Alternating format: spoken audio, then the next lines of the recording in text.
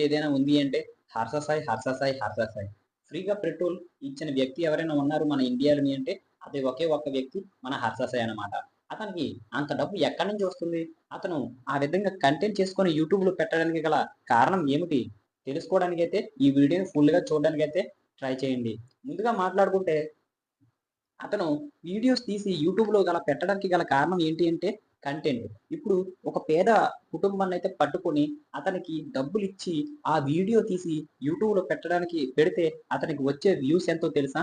సుమారు కొన్ని కోట్ల వ్యూస్. ఖచ్చితంగా వస్తాయి. ఇంచుమించు అబోవ్ చూసుకుంటే 1,00,00,000 పైన వ్యూస్ వస్తాయన్నమాట.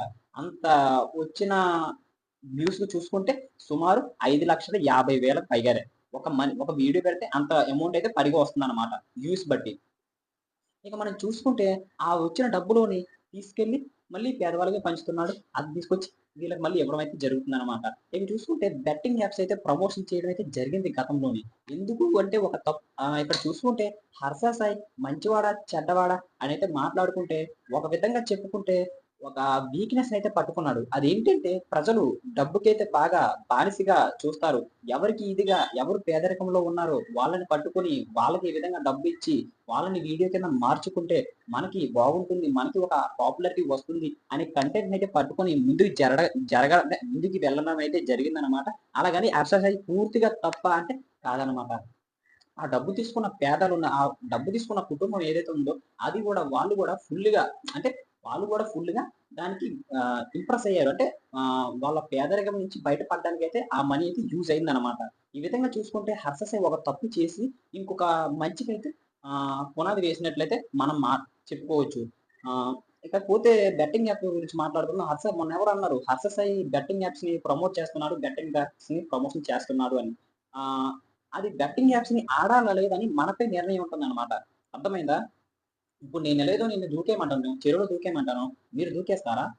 అక్కడ దర్శన్ చేసిందైతే బెట్టింగ్ యాప్స్‌ని ప్రమోషన్ చేయడంలో ఎటువంటి తప్పు లేదు. అక్కడ అతను చేసేది అతని వృత్తి.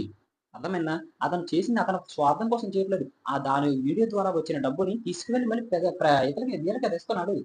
అర్థమైందా? నేను హర్ష సాయినికి ఇంకొకటి చెప్పదలుచుకున్నాను. అన్న డబ్బిస్తే ఈ ప్రజలు చాలా తొందరగా అయితే మర్చిపోవడం జరుగుతుందన్న. నేను చెప్పదలుచుకుందైతే ఒకటే. ఆ డబ్బు బదులు ఇంకా ఎక్స్‌ట్రాగా ఏదైనా స్ట్రాంగ్‌గా అంటే జీవితంలో ఎప్పటికీ మర్చిపోలేని ఒక కానుకగా ఇస్తే వాళ్ళెప్పటికీ మర్చిపోలేరు. అలాంటిదేదైనా ఇవ్వగలిగితే ఇవ్వడానికైతే ప్రయత్నించండి అనైతే నా ఛానల్ నుంచయితే నేను చెప్పడం అయితే జరుగుతుంది. మరి మీరేమనుకుంటున్నారో నేనైతే హర్ష సాయి తప్పు పట్టలేదు. అలాగని రైట్ అనుకోవట్లేదు. ఈ విధంగా బ్యాలెన్స్‌డ్‌గా ఉన్నాడు. ఒక తప్పు చేస్తే ఇంకొక మంచికి శ్రీకారం చుడుతున్నాడు. ఒక మంచి చేస్తే ఇంకొక తప్పుకి శ్రీకారం చుడుతున్నాడు అని నా అభిప్రాయం. అంటే ఈక్వల్‌గా ఉన్నాడు. మంచి చేయట్లేదు, అలానే చెడ్డ చేయట్లేదు. మధ్యలో బ్యాలెన్స్‌డ్‌గా ఉన్నాడన్నమాట. మరి మీరేమనుకుంటున్నారో ఒకసారి కామెంట్ చేసేయండి.